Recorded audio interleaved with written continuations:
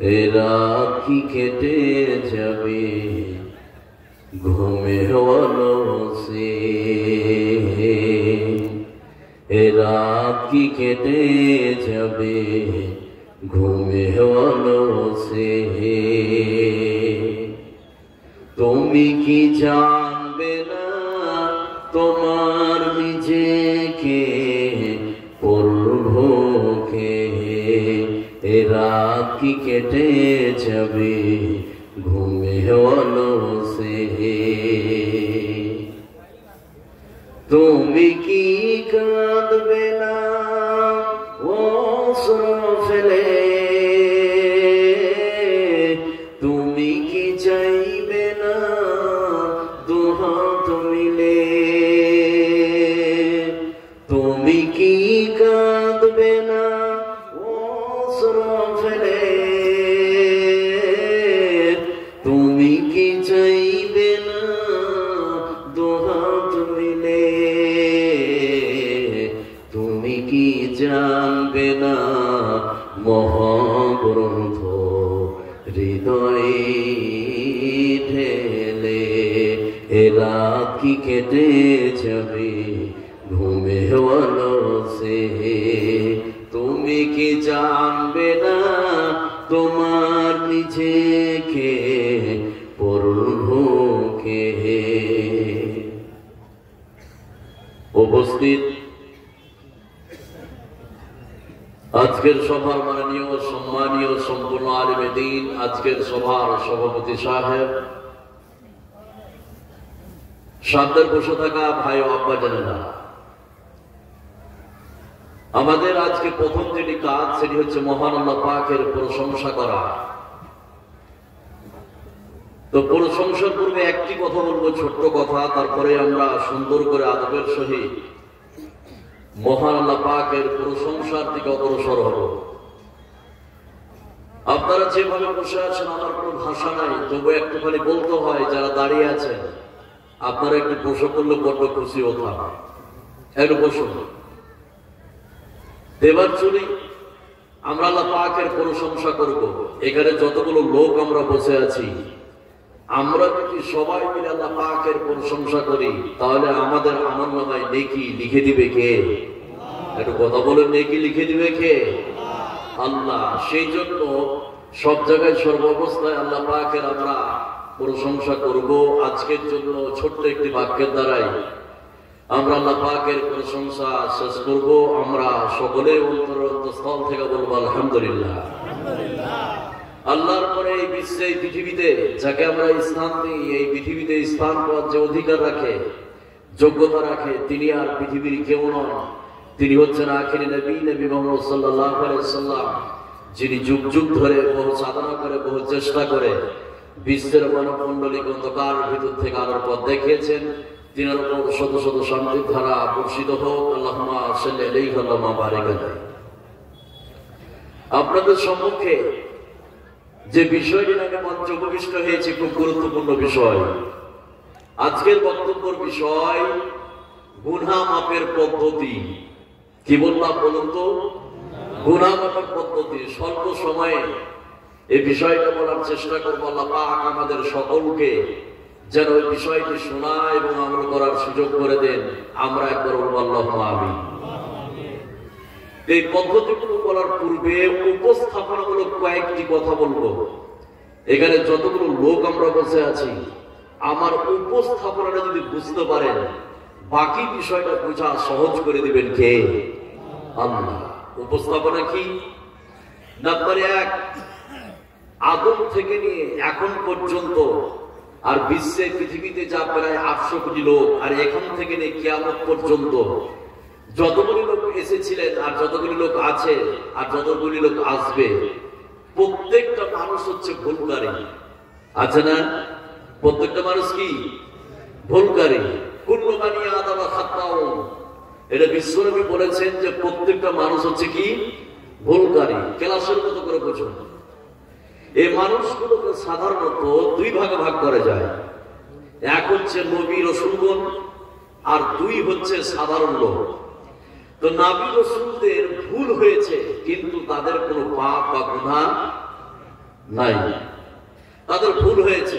আর সাধারণ যারা মানুষ তাদের ভুল হয়েছে, তারা পাপ করেছে।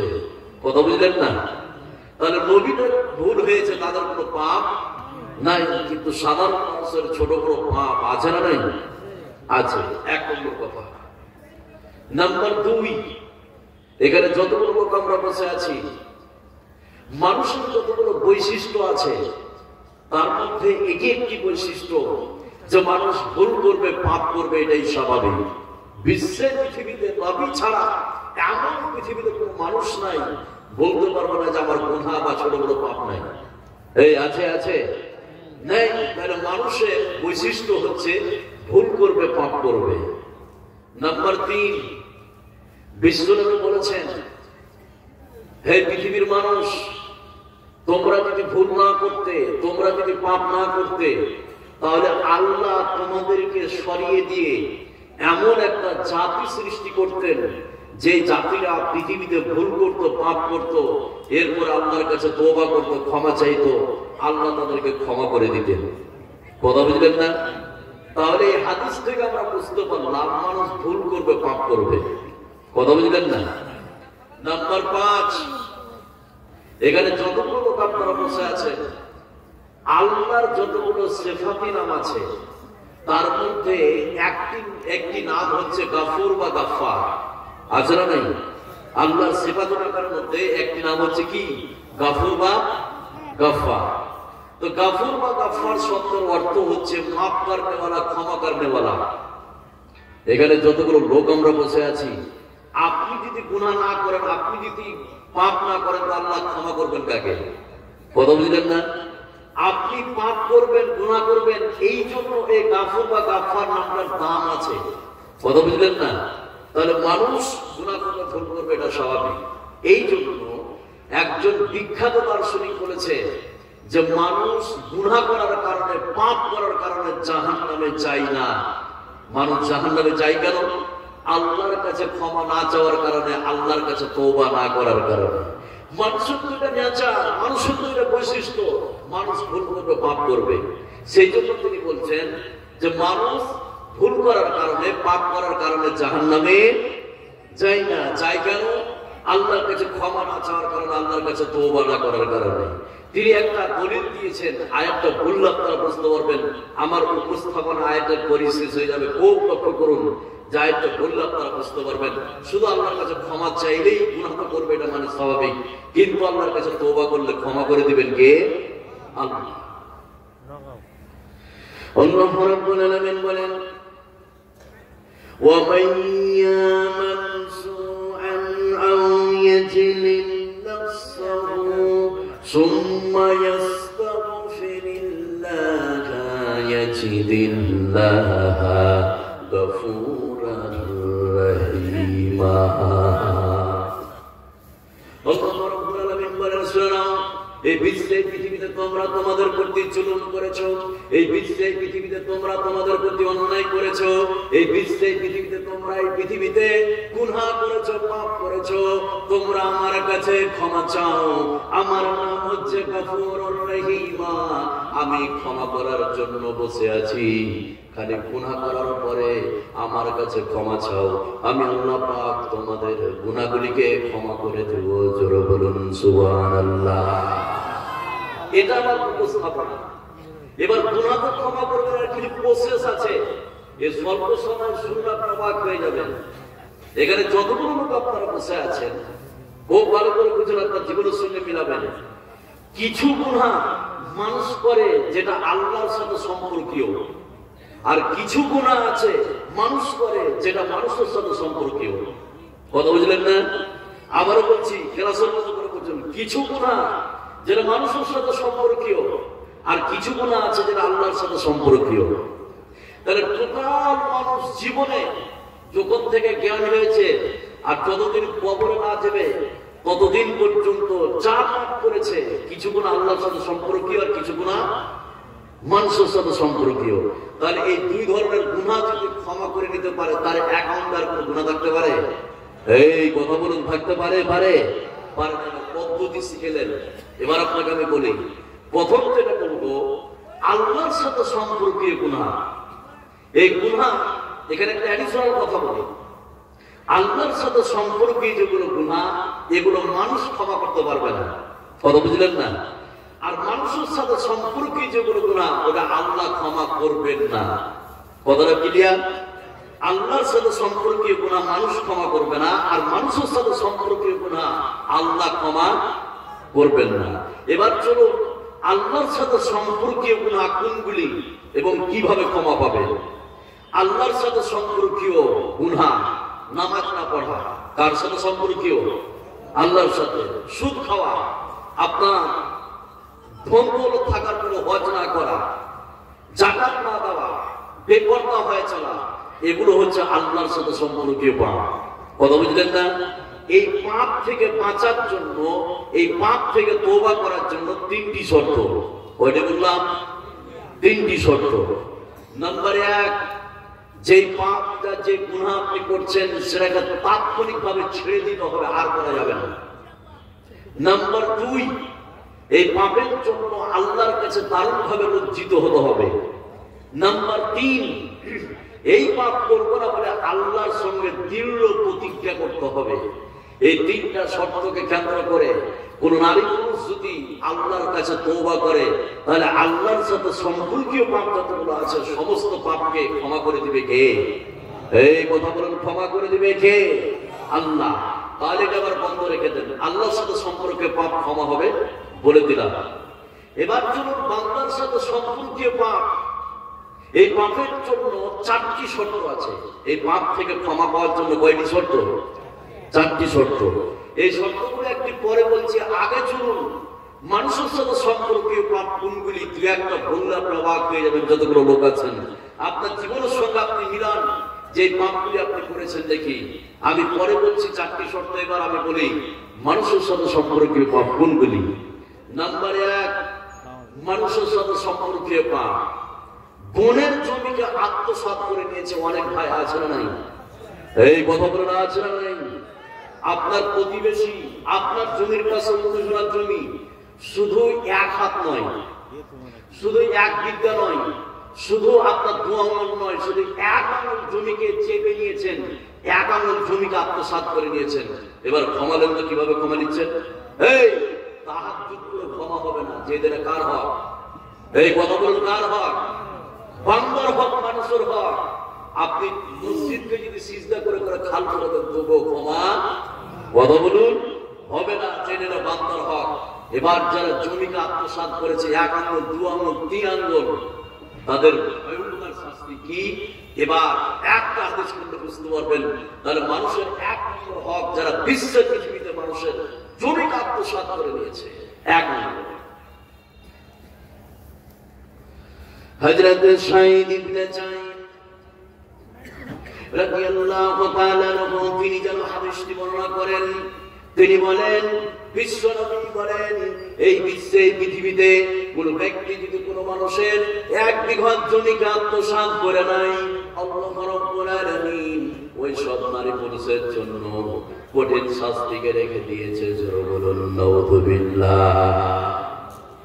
বিশ্বনবী বললেন, শুনে নাও, ফাইন্নাহু ইউতাওয়াকুহু ইয়াওমাল কিয়ামাতি মিন 7 আরাদিন। বিশ্বনবী বললেন, এই পৃথিবীতে কোন মানুষ, কোন ব্যক্তির যদি 1 বিঘা জমিকে আত্মসাৎ করে নাই, আল্লাহ রাব্বুল আলামিন কিয়ামতের ময়দানে তার গলার মধ্যে 7 তবক জমিনকে আল্লাহ পাক ঝুলিয়ে দিবে। জোরে বলুন নাউযুবিল্লাহ। 7 তবক জমিন তার গলায় ঝুলিয়ে দিবে। এখানে একটা অ্যাডিশনাল কথা বলি। আমি কলকাতা মালদার কথা বলছি, আমার জেলা মালদা, সেখানকার একটা কথা বলি, যারা বুঝতে পারবেন, যারা বয়স্ক লোক আছে। আগে দেখতাম 10 বছর বা 20 বছর আগে যে ছোট্ট একটা বাঁশকে কেটে গরুর গলায় ঝুলিয়ে দেওয়া হতো। দেখেছেন আপনারা? এই কথা বলে দেখেছেন? সেটাকে কি বলা হয়? ঘটনা। আমাদের বাংলা ভাষায় কি ঘটনা? এবার আপনাকে বলি, একটু খেয়াল করুন। তাহলে একটা গরুর গলায় একটা ছোট্ট বাঁশকে কেটে ঝুলিয়ে দেওয়া হতো। কেন? বদমাইশ গরু, খারাপ গরু, আপনি ধরতে গেলে টাক মারে, আপনি ধরতে গেলে দড়িয়ে পালিয়ে যান। এই জন্য শাস্তি স্বরূপ তার গলার মধ্যে ছোট্ট একটি বাঁশকে কেটে ঝুলিয়ে দেওয়া হতো, যে দৌড়াইলে যেন তার পায়ে লাগে, আছে না নাই? তো ঠিক এই বিশ্বের পৃথিবীতে যারা হারাম যেই বাটা আপনার অন্যের জমিকে আত্মসাৎ করেছে, কিয়ামতের ময়দানে আপনার স্বার্থবোধ জমিনকে তার গলার মধ্যে ঝুলিয়ে দেওয়া হবে, গরুর গলে যেরকম ঘটনা না হয়। নাউজুবিল্লাহ বলবেন না? তাহলে মানুষের হক এক নম্বর করলাম। নাম্বার 2, একটি দিকে খেয়াল করুন, যতগুলো লোক আপনারা বসে আছেন, মানুষের 2 নম্বর হক। আপনারা বিরক্ত হচ্ছেন কি? এই বিরক্ত হচ্ছেন? একটু খেয়াল করুন এদিকে। তাহলে মানুষের 2 নম্বর হক, 1 নম্বর তো বললাম। নাম্বার 2, 20 বছর থেকে আপনি দোকান দিচ্ছেন, দোকান ভালো করে শুনুন, 20 বছর থেকে দোকান দিচ্ছেন, আপনি শুধু 50 গ্রাম 25 গ্রাম করে গাড়ি মেরেছেন। এবার ক্ষমালেন তো কিভাবে নিচ্ছেন? আপনি 10 বছর থেকে গরু ব্যবহার করছেন, 10 বছর থেকে আপনি 50 গ্রাম করে আপনি মাংস কম দিয়েছেন গাড়িতে। এবার ক্ষমালেন তো? তাহাজ্জুদ পুরো ক্ষমা হবে না। যে এটা কার হক? এই কথা বলুন, এটা কার হক? মানুষের হক, বান্দার হক। আপনি যদি 5000 করে হজ করেন তবুও কথা বলুন ক্ষমা হবে না। এটা হচ্ছে মানুষের হক। যারা এইভাবে গাড়িকে মেরেছে, মানুষের হক মেরেছে, তাদের ফলাফল কি? এবার একটা হাদিস করলে বুঝতে পারবেন। যতগুলো লোক আছেন খালি একটু খেয়াল করুন, একটু মনোযোগ দেন, তাহলে বুঝতে পারবেন। আল্লাহ রাব্বুল আলামিন বলেন, ওয়াইলুল লিল মুতাফফিফিন আল্লাযীনা ইযা ক্তালু আলান নাসি ইস্তাওফুন ওয়া ইযা কালুহুম আও ওয়াদানুহুম ইউকসিরুন আলা ইয়াযুন্নু উলাইকা মাবসুর। আল্লাহ রাব্বুল আলামিন বলেন, শুনে নাও, এই বিশ্বের পৃথিবীতে ওই সব লোকদের জন্য ধ্বংস, এই পৃথিবীতে তারা ওজন নেওয়ার সময় বেশি বেশি করে ওজন নিয়েছে, আর ওজন দেওয়ার সময় কম কম করে দিয়েছে। তার মানে বিশ্বের পৃথিবীতে গাড়িকে মেরে নিয়েছে। আল্লাহ রাব্বুল আলামিন বলেন, পৃথিবীতেও ধ্বংস, আখিরাতেও ধ্বংসের কথা আল্লাহ পাক বলে দিয়েছে। জোরে বলুন নাউযুবিল্লাহ। তাহলে মানুষের 2 নম্বর হক যারা দান করেছে, এরকম বিশ্বে পৃথিবীতে হাজার মুসলমানের বাচ্চা আছে না নাই? এই কথা বলুন, আছে না নাই? আছে। হযরত আবু হুরায়রা রাদিয়াল্লাহু তাআলা আনহু তিনি যেন হাদিসটি বর্ণনা করেন। তিনি বলেন, বিশ্বনবী একবার বাজারের মধ্যে প্রবেশ করলেন। বাজারের মধ্যে প্রবেশ করে বিশ্বনবী একটি খাবারের স্তূপে হাত ঢোকালেন। যখনই হাতটাকে টানলেন, নবীজি দেখলেন খাবারের স্তূপের ভিতরটা ভিজা।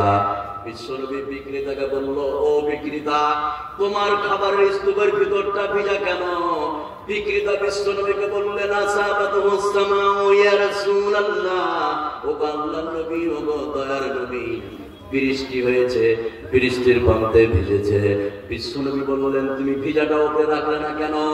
বিশ্বনবী বললেন, শুনে নাও, মান গাসা ফালাইসা মিন্না, এই বিশ্বের পৃথিবীতে মানুষকে যারা ধোঁকা দেয়, এই বিশ্বের পৃথিবীতে মানুষের সঙ্গে যারা প্রতারণা করে, তারা আমার দলভুক্ত নয়, তারা আমার দলভুক্ত নয়, তারা আমার দলভুক্ত নয়। জোরে বলুন নাউযুবিল্লাহ।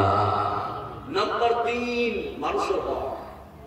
আপনি সব ভুলে যান আমার কথা।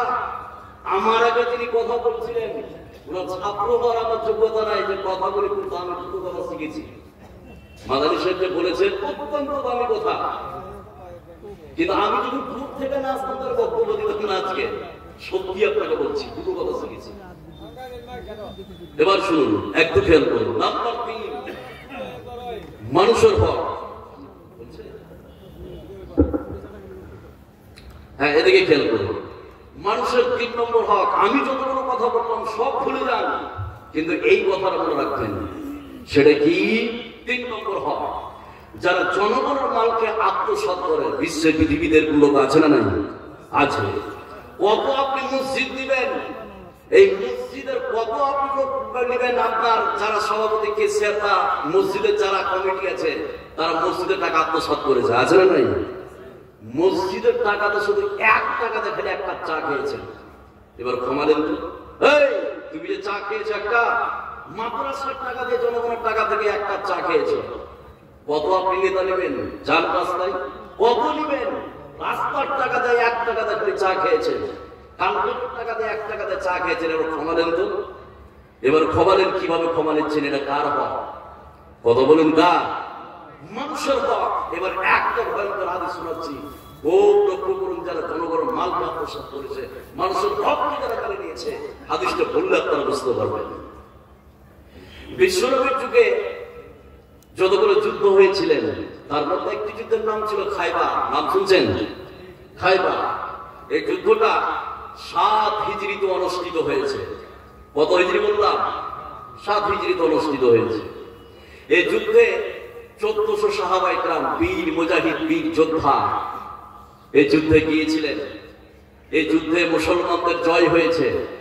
এবার যুদ্ধ শেষ হওয়ার পরে বিশ্বনবীর সম্মুখে সাহাবায়ে কেরাম বলছিলেন এইভাবে, বিশ্বনবীকে বললেন, ইয়া রাসূলুল্লাহ ফুলান শহীদ, ইয়া রাসূলুল্লাহ অমুক ব্যক্তি শহীদ, ইয়া রাসূলুল্লাহ অমুক ব্যক্তি শহীদ, ইয়া রাসূলুল্লাহ অমুক ব্যক্তি শহীদ। এইভাবে সাহাবায়ে কেরাম বিশ্বনবীর সম্মুখে বলছিলেন। এমন সময় অন্য একজন সাহাবীর নাম নিলেন, ইয়া রাসূলুল্লাহ অমুক ব্যক্তি শহীদ।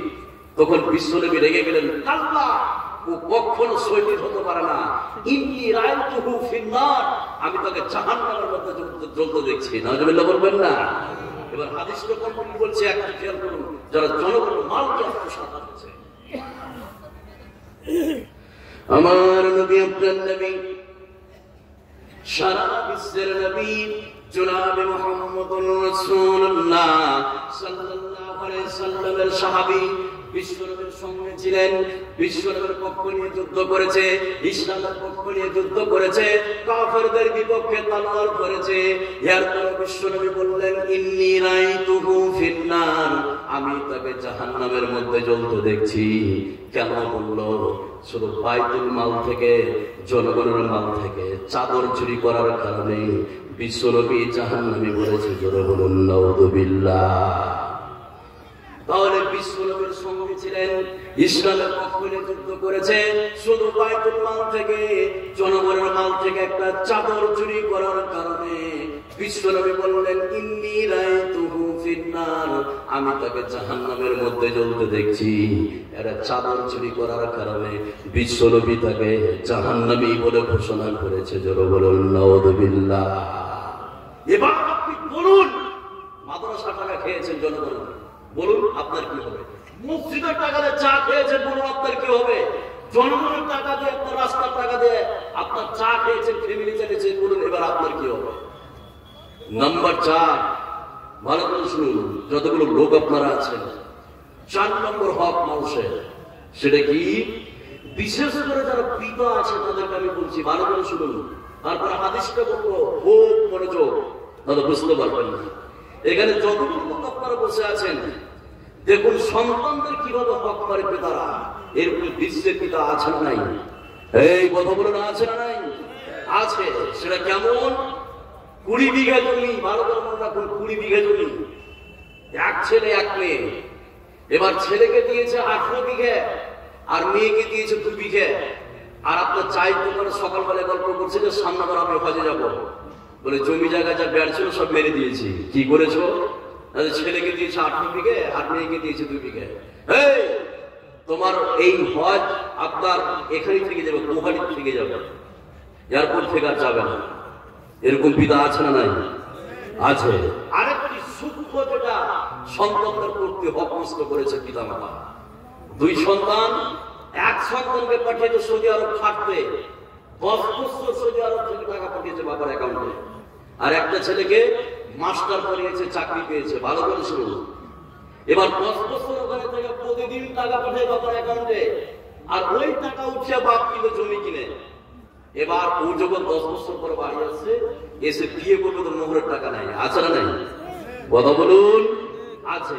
এবার বাপ যখন অসুস্থ, বলে তোরা 2 ভাই জমিকে ভাগ করলে আদাদি করে, যাকে পড়িয়ে মাস্টার করিয়েছে তার টাকা একটা নয় জমিতে, সম্পূর্ণ টাকা ওর ছেলে যাকে সৌদি আরব পাঠিয়েছে ওর বাপের অংশ নাই ওই টাকাতে, ওই জমিতে টাকা দেয়নি ওর বাপ, সম্পূর্ণ ওই ছেলে টাকাতে জমি কিনেছে। এবার বলছে তো দুই ভাই ভাগ করে আলাদা করে, আছে না? এই কথা বলে আছে না নাই? সূক্ষ্ম অপরাধ করেছে বাপ ও সন্তানের উপর। এবার কমালেন তো, এবার একটা হাদিস শোনাচ্ছি আপনাকে, তাহলে একটু মনে রাখতে। নুমান বিন বাসির রাদিয়াল্লাহু তাআলা আনহু, প্রখ্যাত সাহাবী, বাসির রাদিয়াল্লাহু তাআলা আনহুর দুইজন স্ত্রী। ভালো করে শুনুন, এখানে যতগুলো লোক আছেন কারোর কি দুইজন স্ত্রী আছে? এরকম আছেন ভাই কেউ? আপনারা লজ্জাতে হাত উঠান না, কিন্তু দুইজন স্ত্রী রাখা তো শুনিও নয়। কিন্তু সমাজে যে একটা নিয়ম হয়ে গিয়েছে যে স্ত্রী কারো যদি দুই বা তিনটে থেকে যায় তখন নিশ্চিত ও শালা খারাপ, ওই জন্য দুইজন তিনজন স্ত্রী আছে না নাই? এটা কোরআনের আইন। আপনি 4টা পর্যন্ত স্ত্রী রাখতে পারেন যদি সমান অধিকার দিতে পারেন। কথা বুঝলেন না? তো বাসির রাদিয়াল্লাহু তাআলা আনহুর দুইজন স্ত্রী, বড় স্ত্রী আর পরে একটা বিবাহ করেছিলেন। তো ছোট স্ত্রীর পেট থেকে নুমানের জন্ম হলো, নুমান রাদিয়াল্লাহু তাআলা আনহুর জন্ম হলো। এবার তার ছোট স্ত্রী বাসির রাদিয়াল্লাহু তাআলা আনহুকে বলছেন যে হাগো, তুমি আমাকে পরে বিয়ে করলে, আমার পেট থেকে নুমানের জন্ম হলো, তো নুমানকে তুমি খাস করে কিছু দিয়ে দাও। এবার বাসির রাদিয়াল্লাহু তাআলা আনহু বললেন ঠিক আছে, আমি তাকে একটা গোলাম দিয়ে দিলাম, তার জন্য আমি খাস করে রেখে দিলাম। এবার বাসির রাদিয়াল্লাহু তাআলা আনহুর স্ত্রী বাসিরকে বলছে যে এইভাবে বলতে হবে না, স্বয়ং বিশ্বনবীকে সাক্ষী রাখতে হবে, যাতে করে পরবর্তীতে তুমি উল্টি দে কথা বলুন না পারো। এবার হাদিসটা বলছি, যতগুলো পিতা আছে ভালো করে শুনুন। আমার নবী, আপনার নবী, সারা বিশ্বের নবী জনাবে মুহাম্মদুর রাসূলুল্লাহ সাল্লাল্লাহু আলাইহি ওয়াসাল্লামের সাহাবী হযরত বাসির নুমানকে ঘাড়ে করে নিয়ে বিশ্বনবীর সম্মুখে গেলেন। বিশ্বনবীকে বললেন ইয়া রাসূলুল্লাহ, ও আল্লাহর নবী, ও দয়ার নবী, এই যে আমার ছোট স্ত্রীর পেট থেকে হয়েছে, এর নাম হচ্ছে নুমান। আমি একটা তাকে গোলাম খাস করে দিয়েছি, এই জন্য আপনাকে সাক্ষী রাখতে আসলাম। বিশ্বনবী বললেন তুমি কি তোমার অন্য ছেলে মেয়েকে এভাবে দিয়েছো? বাসির রাদিয়াল্লাহু তাআলা আনহু বললেন ইয়া রাসূলুল্লাহ, অন্য ছেলে মেয়েদেরকে দিইনি।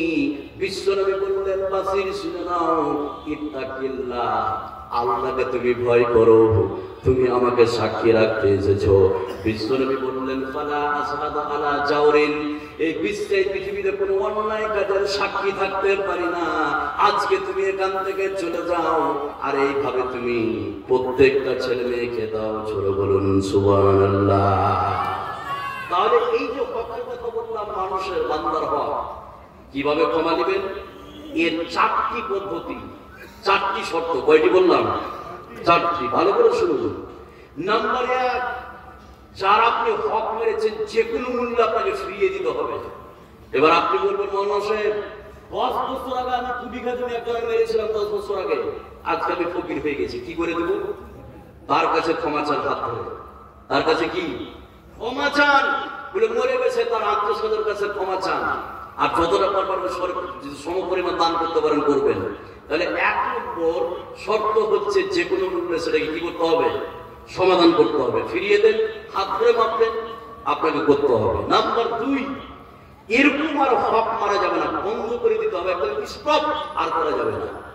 নাম্বার 3, এই গুনাহের জন্য দারুণভাবে লজ্জিত হতে হবে। নাম্বার 4, এই গুনাহ করব না বলে আল্লাহর সঙ্গে দৃঢ় প্রতিজ্ঞা করতে হবে। এই 4টা শর্তকে কেন্দ্র করে কোন নারী পুরুষ যদি আল্লাহর কাছে ক্ষমা চাই, মানুষের সাথে সম্পর্কে যে পাপ আছে সেটাকে ক্ষমা করে দিবে কে? কথা বলুন আল্লাহ। তাহলে 2 ধরনের গুনাহ ক্ষমা হয়ে গেল, আপনার আমার অ্যাকাউন্টে আর কোনো গুনাহ নাই। এবার এখানে যতগুলো লোক আপনারা বসে আছেন, যতগুলো আপনার পাপ হোক, যদি তওবার মতো তওবা করেন, ক্ষমা করে দিবে কে? কথা বলুন আল্লাহ। 2টা হাদিস বলছি, খুব ভালো করে শুনুন। এখানে যতগুলো লোক বসে আছেন, তাহলে প্রথমে যেটা বলেছিলাম, আল্লাহর সাথে সম্পর্কে পাপ ক্ষমার জন্য কয়টি শর্ত? 3টি। আর বান্দার সাথে সম্পর্কে পাপের জন্য শর্ত কয়টি ক্ষমার? 4টি। তাহলে এই শর্তগুলোকে কেন্দ্র করে যদি তওবা করেন, ক্ষমা করে দিবে কে? আল্লাহ। আল্লাহ বলছেন জেনা করেছিস চোলায়, কয়টা? 2টা 3টা 5টা 10টা 100টা। আল্লাহ বলছেন চোলায়, শুধু আমার কাছে তোমার পার্থক্য গুনাহকে আমি ক্ষমা করে দেবো। সুবহানাল্লাহ বলবেন না? এর প্রমাণ একটা হাদিস বলছি, ভয় করা যতগুলো লোক আছেন তাহলে একটু খেয়াল করুন, তাহলে বুঝতে পারবেন। আমার নবী আপনার নবী সারা বিশ্বের নবী জনাবে মুহাম্মদুর রাসূলুল্লাহ সাল্লাল্লাহু আলাইহি সাল্লামের কাছে একজন জেনাকারী মহিলা আসলেন। আসার পরে বিশ্বনবীকে বললেন, ইয়া রাসূলুল্লাহ, ও আল্লাহর নবী, ও দয়ার নবী, আমি জেনা করেছি, আপনি আমাকে জেনার শাস্তি দেন। বিশ্বনবী বারবার করে মুখ ফিরিয়ে দিচ্ছেন। মহিলাটি বিশ্বনবীকে বারবার করে বলছেন, ইয়া রাসূলুল্লাহ, ও আল্লাহর নবী, ও দয়ার নবী, আমি জেনা করেছি, জেনা করার ফলে আমার পেটে বাচ্চা এসেছে, অতএব আপনি আমাকে শাস্তি দেন। জোরে বলুন নাউযুবিল্লাহ। বিশ্বনবী বললেন, তুমি জেনা করেছো, তোমার পেটে বাচ্চা এসেছে, তোমার আজকে বিচার হবে দেখুন। তোবার মতো তোবা করতে যে কোনো গুনাহকে ক্ষমা করে দিতে পারে কে? কথা বলুন আল্লাহ। এবার আজকে হবে না কেন? যে তুমি পাপ করেছো, তুমি ভুল করেছো, তোমার সন্তান কোনো ভুল, কথা বলুন, করেনি। তুমি বাড়ি ফিরে যাও, যেই দিন তোমার বাচ্চা প্রসব হবে সেই দিন তুমি আসবে, তোমার জেনার বিচার আমি বিশ্বনবী করে দেব। এবার মহিলাটি ফিরে গেলেন। এবার ফিরে যাওয়ার পরে যেই দিন বাচ্চা প্রসব হয়েছে, পৃথিবীতে যেই দিন বাচ্চা এসেছে, এবার ওই মহিলাকে একটা কাপড়ে জড়িয়ে বাচ্চাকে নিয়ে বিশ্বনবীর সম্মুখে উপস্থিত। ইয়া রাসূলুল্লাহ, এই যে আমার চেনার ফসল, আপনি আমাকে শাস্তি দেন। বিশ্বনবী বললেন, আজকেও হবে না। তার কারণ তোমার সন্তান তোমার উপর একটা হক রেখে দিয়েছে, ওই হকটা তোমাকে পূরণ করতে হবে। সেটা কি? তোমার সন্তানকে দুধ পান করাতে হবে। যেই দিন তোমার সন্তান কিছু খেতে শিখবে সেই দিন তুমি আসবে, তোমার চেনার বিচার করে দেব। এবার মহিলা সেই দিন ফিরে গেলেন। এবার যেই দিন বাচ্চাটি খাবার খেতে শিখেছে, মহিলাটি বাচ্চাটির হাতে একটা খাবারের টুকরো দিয়ে বিশ্বনবীর সম্মুখে উপস্থিত হলেন। ইয়া রাসূলুল্লাহ, এই যে আমার বাচ্চা খাবার খেতে শিখেছে। এবার বিশ্বনবী বাচ্চাটাকে দিলেন, একজন সাহাবীকে দিলেন। এবার বিশ্বনবী ঘোষণা করলেন, দেখুন, তওবার মতো তওবা করলে যত বড় আপনি পাপ করেন ক্ষমা করে দিবে কে? আল্লাহ। এবার হাদিসটা কমপ্লিট বলছি, যত বড় পাপ আপনারা আছেন তাহলে একটু খেয়াল করুন। আমার নবী আপনার নবী সারা বিশ্বের নবী জনাবে মুহাম্মদুর রাসূলুল্লাহ সাল্লাল্লাহু আলাইহি সাল্লাম বাচ্চাটাকে নিয়ে একজন সাহাবীকে দিলেন। বিশ্বনবী পারমিশন দিলেন, এই মহিলাকে ফাঁকা ময়দানে চলে যাও, আর এই মহিলার কোমর পর্যন্ত ফেলে দাও, আর চারিদিক থেকে ইট পাথর ঢেল ছুড়ে মহিলাকে দুনিয়া থেকে শেষ করে দাও। বিশ্বনবীর যখন পারমিশন দিলেন, এই সাহাবায়ে কেরাম মহিলাটাকে ফাঁকা ময়দানে নিয়ে চলে গেলেন। যাওয়ার পরে মহিলার কোমর পর্যন্ত ফেলে দিল। এবার চারিদিক থেকে ইট পাথর ঢেল ছুটতে আরম্ভ করলো। একজন সাহাবী একটি পাথর উঠিয়ে মহিলার মাথাকে কেন্দ্র করে ছেড়েছে, মাথা ফেটে রক্ত ফিনকি দিয়ে একজন সাহাবীর গায়ে পড়েছে। ওই সাহাবীটি মহিলাটিকে যেন গালি দিয়ে বসলো, একজন জেনাকারী মহিলার রক্ত আমার গায়ে পড়েছে। এইভাবে যখন সাহাবায়ে কেরাম গালি দিয়ে বসলো, এই গালির খবর বিশ্বনবীর কাছে গেল। বিশ্বনবী ওই সাহাবীকে বললো, সাহাবী তুমি শুনে নাও, মহিলাটি এত তওবা করেছে, এই তওবার ভাগ যদি মদিনার 70 জন জেনাকারী মহিলার ভিতরে যদি বন্টন করে দেওয়া হতো, তাহলে 70 জন জেনাকারী মহিলা আজকের জন্য মাফ পেয়ে যেত। জোরে বলুন সুবহানাল্লাহ। 70 জন জেনাকারী মহিলার ভিতরে যদি এই তওবাটা বন্টন করে দেওয়া হতো, 70 জন মাফ পেয়ে যেত। সুবহানাল্লাহ বলবেন না? আর একটা হাদিস বলে আমি ছেড়ে দেবো, যেহেতু সময় হয়ে গেছে। একটা হাদিস ভালো করে শুনুন। এখানে যতগুলো লোক আপনারা বসে আছেন, যারা গুনাহ করার পরে আল্লাহর কাছে তওবা করে, আল্লাহ তাদেরকে কত ভালোবাসে জানেন? একটাই শুধু হাদিস শুনুন। যতগুলো লোক আছেন বিরক্ত হচ্ছেন নাকি? হচ্ছেন না? এবার শুনুন হাদিসটা, তাহলে আপনারা বুঝতে পারবেন ইনশাআল্লাহ। এটা সম্মিলন, কথা বলছেন না সব সময়। আর ওই মাদানী সাহেব কথাগুলি বলছিলেন, দারুণ কথা বলছিলেন, কিন্তু আসলে কি মানে জালসা করে তো এভাবে কথা বলতে পারেন, কিছু মনে করি না মাদানী সাহেব যে এভাবে, কিন্তু হচ্ছে না, কথা বলছেন না। আমি শুনছিলাম আপনার বক্তব্য, দীর্ঘক্ষণ ধরে শুনলাম। আল্লাহ যেন আপনার হায়াতকে বৃদ্ধি করে দেয়, আমরা বলি আমিন। এবার শুনুন, একটাই হাদিসে কথা আমি বলছিলাম, যতগুলো লোক আপনারা বসে আছেন, সেটা কি যে যারা গুনাহ করার পরে তওবা করে আল্লাহ তাদেরকে কত ভালোবাসেন। বিশ্বনবী বলছেন যে একজন ব্যক্তি উঠে চেপে ট্যুর করছিলেন, ভ্রমণ করছিলেন, সফর করছিলেন। সফর করতে করতে বেশ লোকটি ক্লান্ত হয়ে পড়েছে। ভালো করে শুনুন, বেশ ক্লান্ত হয়ে পড়েছে। এবার ওই লোকটি উটটিকে দাঁড় করিয়ে দিয়ে উট থেকে নেমে এক গাছের ছায়ায় শুয়ে পড়েছে। যেমন শুয়েছে তার ঘুম চলে এসছে। এবার যখন তার ঘুম ভাঙলো, দেখলো যে উটটিতে আমি চেপে এসেছিলাম সেই উটটি যেন কোথায় চলে গেছে। লোকটি হতাশ হয়ে গেল, ঘুরতে খুঁজতে শুরু করলো। খুঁজতে লোকটি ক্লান্ত হয়ে গেল, তবু উটটিকে খুঁজে পেল না। এবার লোকটি ক্লান্ত হয়ে আবার ওই গাছের ছায়ায় শুয়ে পড়েছে। দ্বিতীয়বার ঘুম এসেছে। দ্বিতীয়বার যখন ঘুম ভাঙলো, দেখলো যে উটটিকে একটু আগে খুঁজে পাচ্ছিলাম না, সেই উটটি ঠিক ওই জায়গায় দাঁড়িয়ে আছে। উটে পানি ছিল, ঠিক আছে, কাপড় চোপড় ছিল, ঠিক আছে, খাবার ছিল, ঠিক আছে। লোকটি খুশি হবে কি হবে না? কথা বলুন, কত খুশি। দেখুন বিশ্বনবী বলছেন, লোকটি খুশির চোটে, আনন্দের চোটে তার মুখ থেকে উল্টা পুল্টা কথা বেরিয়ে গেছে, তার মুখ থেকে আবল তাবল কথা বেরিয়ে গেছে খুশির চোটে। কতটা খুশি হলে এরকম বাক্য বলতে পারে? সেটা কি এবার কমপ্লিট বলে আমি ছেড়ে দেবো। যতগুলো লোক আছেন একটু খেয়াল করুন, যারা গুনাহ করার পরে আল্লাহর কাছে তওবা করে। আমার নবী নবী সারা বিশ্বের নবী জনাবে মুহাম্মদুর রাসূলুল্লাহ সাল্লাল্লাহু আলাইহি সাল্লাম বলেন, ওঠারা ব্যক্তিকে যখন উটটিকে পেয়েছে, ওই ওঠারা ব্যক্তি খুশির চোটে বলে ফেলেছে, হে আল্লাহ তুমি আমার বান্দা, আমি তোমার রব। হে আল্লাহ তুমি আমার বান্দা, আমি তোমার রব। কথা ঠিক আছে না ভুল আছে? কথা ভুল আছে। বলছে হে আল্লাহ তুমি আমার বান্দা, আমি তোমার রব। আসলে তো হে আল্লাহ তুমি আমার রব, আমি তোমার বান্দা। বিশ্বনবী বললেন, লোকটা কত খুশি হলে এরকম বাক্য বলতে পারে এই পৃথিবীতে?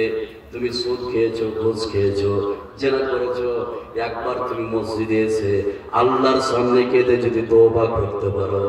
বিশ্বনবী বললেন, উঠারা ব্যক্তি উট পেয়ে যতটা খুশি না হয়েছে, এই বিশ্বে পৃথিবীতে গুনাহ করার পরে কোন বান্দা যদি আল্লাহর কাছে তওবা করে, উঠারা ব্যক্তি উট পেয়ে যতটা খুশি না হয়েছে, আল্লাহ রাব্বুল আলামিন ওই উঠারা ব্যক্তির থেকে লক্ষ কোটি গুণ খুশি হয়েছেন। জোরে বলুন সুবহানাল্লাহ। যাওয়ার কথা লম্বা করছি না। তওবা করলে পৃথিবীতে 5টি লাভের কথা বলতাম, যেটা সময় খুব কম। ইনশাআল্লাহ আসবো বলবো। আমার বাড়ি মালদা, আসতে পারা যাবে, সমস্যা নেই। এখান থেকে আমার বক্তব্য এটি করলাম। আসসালামু আলাইকুম ওয়া রাহমাতুল্লাহি ওয়া বারাকাতুহু।